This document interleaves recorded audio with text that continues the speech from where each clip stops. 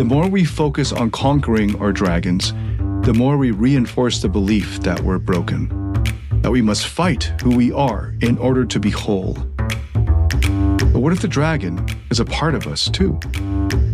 What if that fear or that anger or that part of you that lashes out or pulls back or stays silent, what if that part was trying to protect something, trying to keep you safe?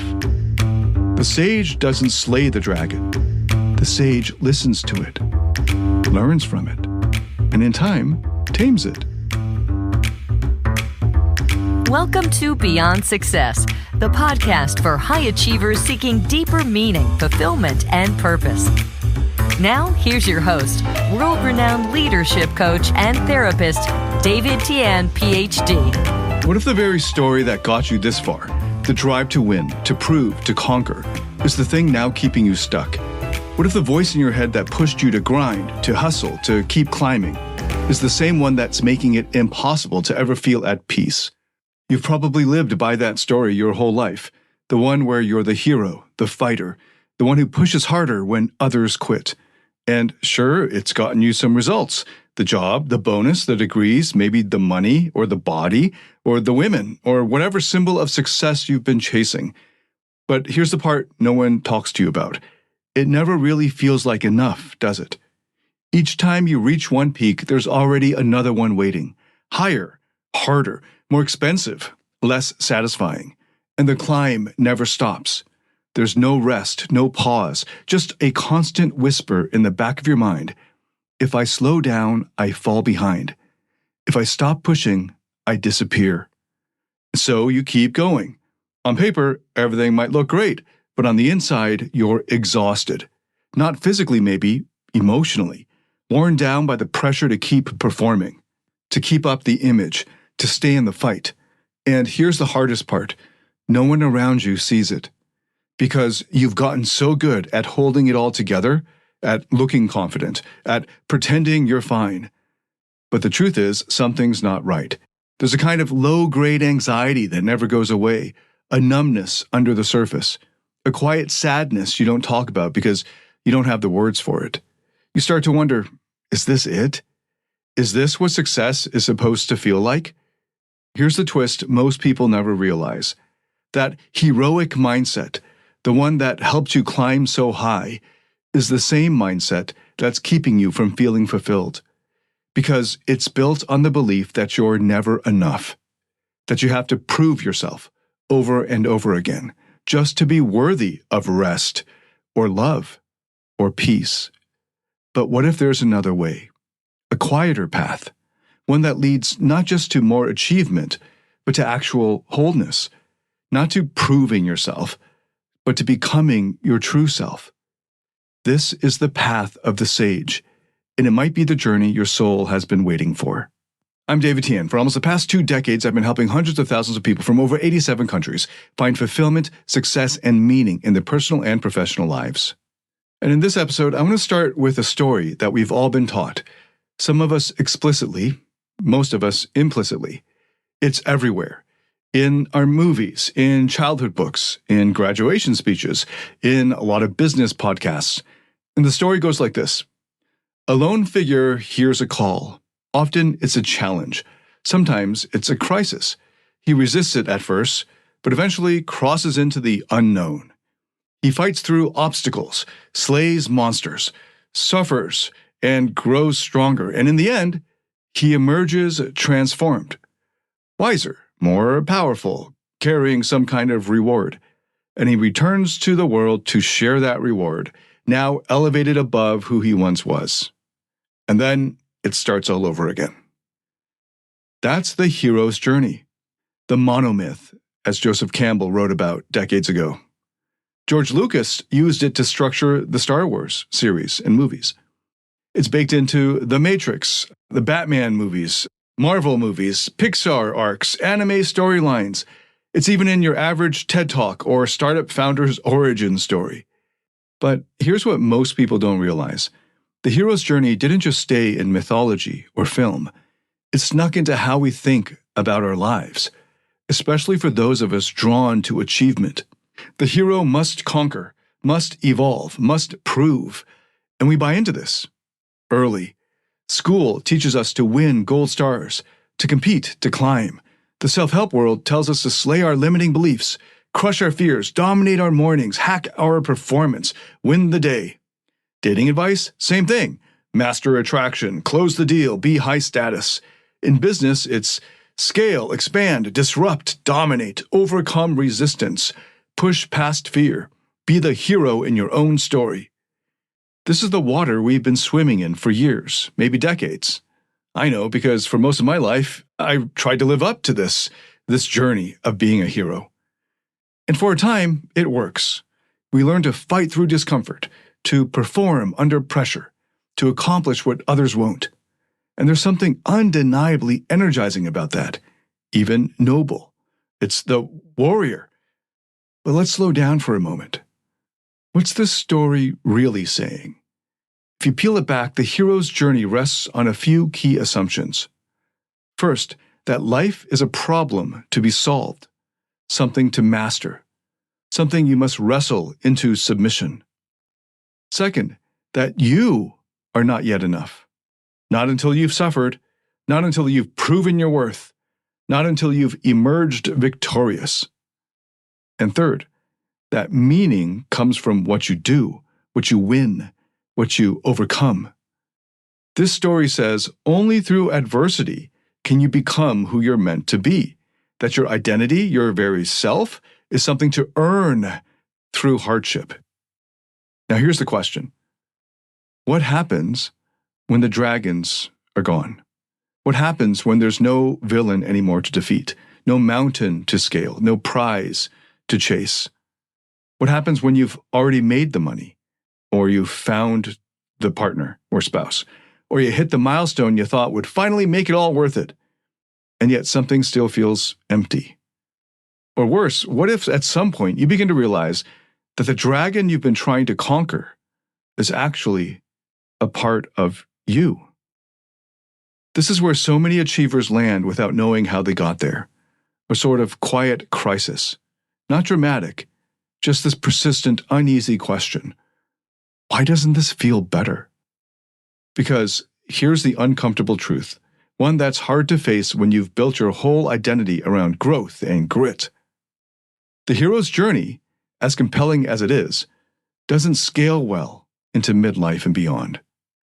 It's a story built for the climb, for the proving ground, for youth. But try to live that story forever, and it begins to fracture, because your value can't always be measured by conquest. Because transformation has limits when it's always tied to adversity.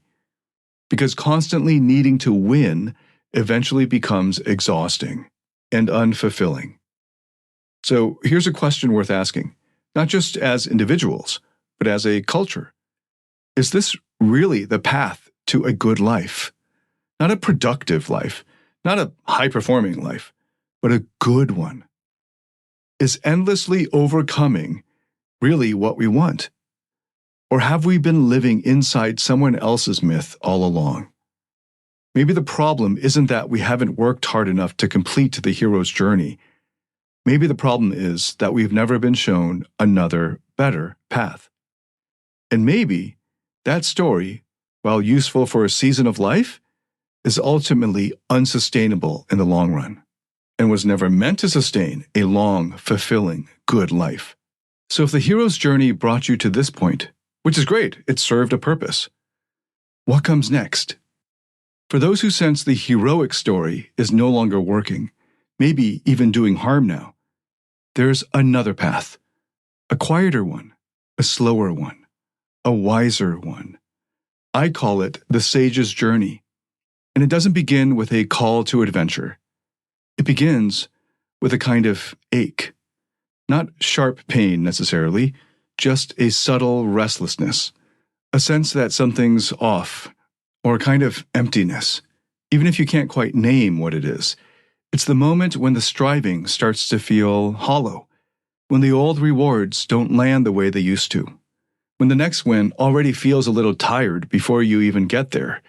This is the first phase, the call to stillness. There's a line from the 10 ox-herding pictures, the ancient Zen sequence of spiritual development, where the seeker is searching for the ox. But he doesn't know what the ox looks like yet. He only knows that something is missing. It's this quiet discomfort. You wake up and realize you've been running hard in a direction you never chose. You followed a map that someone else handed you. And now there's this soft ache in your chest, a whisper that says, stop running. This isn't a collapse. It's not a midlife crisis in the dramatic sense. It's just a deep, steady sense that something is calling you back to yourself. But the direction isn't forward, it's inward. That brings us to phase 2, the descent inward. In the hero's journey, this is usually the place where the hero faces the enemy, crosses into the underworld, or battles some external monster. But for the sage, the descent is internal. Instead of confronting a villain, the sage begins to meet the parts of himself he left behind. In internal family systems therapy, we call these protectors and exiles. The protectors are the parts that keep the show running. The inner critics, the overachievers, the perfectionists, the firefighters. They're working hard to protect the exiled parts. These are the parts that are the most vulnerable, wounded selves that we buried long ago. And now, instead of powering past them, we turn toward them. Instead of chasing clarity, we sit with confusion. Instead of forcing growth, we begin to listen. This is where real shadow work begins, where the stories we told ourselves start to unravel, where we realize that purpose isn't something we conquer. It's something that emerges when we're no longer afraid to feel everything. It's not glamorous, it's often lonely, but it's true and authentic. There's an image in the Zen tradition of the seeker finally catching the ox. The ox represents the mind, or the true self. But it's wild at first. It bucks and pulls and runs. And that's what happens when we first start to look inward. The inner world feels to us as chaotic, untrained, messy. But with time and patience and compassion, it all shifts. Which brings us to phase 3 out of 5, the path of cultivation. In the Zen ox-herding pictures, this is the moment where the seeker begins to ride the ox home. And eventually the ox disappears entirely. The struggle quiets. The ego softens. The sage no longer has to fight for presence. It begins to arise naturally. This is a phase of quiet discipline, of daily alignment. In Taoism, this is where we get to the practice of wu-wei, non-striving, effortless action. Not passive inaction, but instead flowing with the current rather than against it. In ancient Confucianism, this is shosen, self-cultivation through daily ritual, reflection, and virtuous conduct. In Buddhism, this is arriving or getting closer to no self, liberation from identification with our thoughts and cravings and our need for control. The sage learns to act from presence instead of performance. There's nothing left to prove. There's only the ongoing work of staying in harmony with the way, the Tao. And this isn't something you can perform for others. In fact, the moment you try to show it off, it slips away. Because the cultivation is inward, quiet, gentle, and eventually something remarkable happens, which leads us to phase 4, return without ego. Many high achievers struggle when it comes to managing their emotions or navigating their relationships, and they hit a wall when it comes to emotional mastery.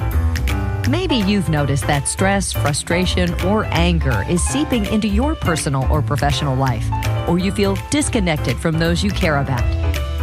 That's where David Tian's Emotional Mastery Program comes in. It's based on peer-reviewed, evidence-backed therapeutic methods to help you find happiness, love, and real fulfillment. Learn how to break free from the emotional roller coaster and start thriving in every area of your life. You can find out more at davidtianphd.com/emotional mastery. That's DAVIDTIAN Ph.D.com/emotional mastery. This is one of my favorite phases because it flips the hero's journey on its head. In the heroic story, the return is triumphant. The hero comes back with the boon, a prize. He's celebrated, crowned, admired. But the sage doesn't return that way. He or she returns without fanfare, without need for recognition or validation, without even needing to speak much. Their presence speaks for them. The sage re-enters society not to be a savior or a fixer, but to serve, not with moral superiority, but with open hands. They don't tell others how to live. They embody what living looks like. They don't lead by volume. They lead by resonance. In Taoism, this is called inner power, not the power of force or domination, but the quiet strength of being deeply aligned with the way. It's like the gravity of a mountain. It doesn't have to do anything to hold presence, it just is. You can sense this inner power or inner charisma in certain people, a kind of settledness. Nothing to sell, nothing to hide, not needy. They're not performing. They're just here. And this is what happens when the sage forgets himself. And that brings us to the final phase, the joy of emptiness. In the last of the Zen ox-herding pictures, the sage returns to the marketplace with bliss-bestowing hands. He's laughing with the ox. He gives away what he once fought so hard to find. Because now he knows. It was never about finding the ox. The journey was never to arrive somewhere. It was to remember something. That he's always been home. That there's nowhere to get to. In Taoism, this is being one with the Tao, not in theory, not in concept, not in the abstract, but in how you tie your shoes, how you hold your child, how you move through the grocery store, in the smallest moments of your life. This is where joy shows up, not as a reward, but as a natural consequence of not trying so hard. Liezi, the great Taoist sage, calls this riding the wind. He described a kind of flow where one no longer exerts effort, no longer pushes, no longer defends a self. And in that lightness, there is freedom. Philip J. Ivanhoe wrote about this as unself-consciousness, not the loss of self-awareness, but the absence of needing to manage how you appear to yourself or others. C.S. Lewis made a similar point in a very different context. He once wrote, "Even in literature and art, no man who bothers about originality will ever be original. Whereas if you simply try to tell the truth, without caring how often it's been told, you'll likely be original without ever noticing." This is the paradox of presence. The more you focus on yourself, the more rigid and anxious you become. The more you forget yourself, the more fluid and free and in flow you feel. Zhuangzi, the great Taoist sage, understood this well. He wrote about forgetting the self as the beginning of true happiness. He described the highest human state not as a god, not as a warrior, but as someone so attuned to the way that their own name no longer matters. This isn't nihilism. It's not erasing your humanity. It's the opposite. It's finally releasing the burden of constantly checking whether you're doing enough, being enough, or appearing enough. And in that release, there's room for play, for joy, for love to naturally emerge.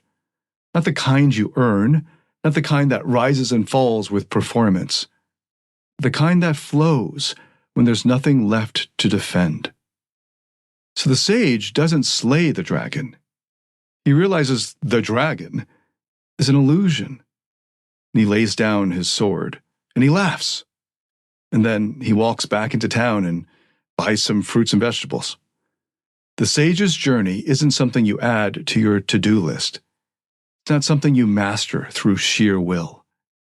It's a return, a softening, a remembering. And for many achievers, it begins the moment you stop running long enough to hear the question that's been there all along. What if you don't have to become anything more in order to be deeply, fully, joyfully alive? What if you've already arrived? And what if the only thing left is to remember that? This is the sage's journey, and it's open to anyone willing to stop striving long enough to feel what's already here. And this is why the sage's journey matters now, maybe more than ever, because we live in a world that won't stop pushing us to do more, earn more, become more, all under the surface assumption that we're not already enough. The pace never lets up. The feed never ends. The inbox fills as fast as you clear it. There's always another level to unlock, another benchmark to hit, and it's easy to confuse that constant motion for progress. To believe that if we just keep going, keep pushing, eventually we'll arrive. But arrive where? And who gets to decide when you're finally enough? The old paradigm said, conquer, overcome, slay your dragons, transform yourself through struggle, be forged by fire. And that worked. For a time. That story has a place, especially for young people. It builds muscle, builds will, builds grit. It got us off the ground. But here's where that story falters. When it becomes a way of life. Because if you live your entire life in battle mode, you never learn to rest. You never learn to feel safe and secure in yourself. You never learn how to be with yourself without trying to fix something. And here's the quiet tragedy hiding beneath high performance. The more we focus on conquering our dragons, the more we reinforce the belief that we're broken, that we must fight who we are in order to be whole. But what if the dragon is a part of us too? What if that fear or that anger or that part of you that lashes out or pulls back or stays silent, what if that part was trying to protect something, trying to keep you safe? The sage doesn't slay the dragon. The sage listens to it, learns from it, and in time tames it, not through force, but through understanding and compassion. And then something beautiful happens. The dragon stops being a threat. It becomes part of the family. It takes its place in a larger, more integrated whole. This is what we miss when we cling too tightly to the hero's myth. We think our pain needs to be eliminated, that our flaws must be erased, that peace will only come once we've won some final victory. But true peace doesn't come at the end of war. It comes when the fighting stops. It comes when we no longer fear our own hearts and minds. The hero's myth or journey got you here. But if you've listened to this far, maybe you're starting to feel what I'm pointing toward. That story, the heroic one, served you once, but now it's hurting you. The sage's journey is what comes next. This isn't weakness, it isn't defeat, and it doesn't mean giving up on excellence or leadership or ambition. It's a shift in how you relate to yourself. It's a deeper strength, a kind of clarity that doesn't depend on winning, a kind of courage that's rooted in love, not fear. And the truth is, this path was always here. We just couldn't hear it over the sound of the fight. Now we can. And maybe that's the real call, one that doesn't demand a leap or a battle cry, but something much harder, a willingness to slow down and listen, to let go of the story that says you have to earn your place in the world, because you already belong. And if you're willing to stop chasing for just a moment, you might begin to feel it. So here's the invitation. If any part of you resonated with this, if some quiet part of you whispered yes while I was describing the sage's journey, then pause with me for a second and ask yourself, which journey are you still on? Are you still trying to chase dragons? Still fighting to be enough? Still trying to earn the right to rest? Or are you starting to hear that quieter voice? The one that doesn't need you to prove anything, but just wants you to come home. This is the crossroads many achievers never realize they've reached. They just keep climbing because that's what they've always done. Until one day they look around and realize they're not even sure what they're climbing anymore or why. This is where the sage's journey can begin. If you want to walk that path, if you're ready to stop living inside a myth that no longer fits, this is the kind of work we do inside my small group coaching programs and in my private advisory work. It's not therapy, but it's deeply therapeutic. It's not a mastermind per se, but it will challenge you. It's a space where we slow down, where we listen inward, where we meet the parts of you that got left behind while you were busy becoming successful. And we do the real work together. Kind of work that doesn't just upgrade your mindset, but actually softens the armor because you don't need it anymore. So you can lead from your core, connect from your presence, and finally rest and enjoy without guilt. So here's a prompt for you just to start. Grab your journal or your notes app if that's easier and write down this question. What part of me is still chasing a dragon that no longer exists? Right? Whatever comes up. No filter, no judgment, just notice.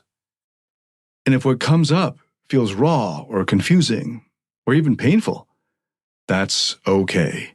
That's how the deeper truth usually shows up. We don't run from it. We stay. We listen. And in time, that's how the path opens. If you want to take that next step with me, check the show notes or send me a message, or don't. Just keep listening. Because you're already on the path, and you're not walking it alone. Thanks so much for listening. Until next time, David Tian, signing out.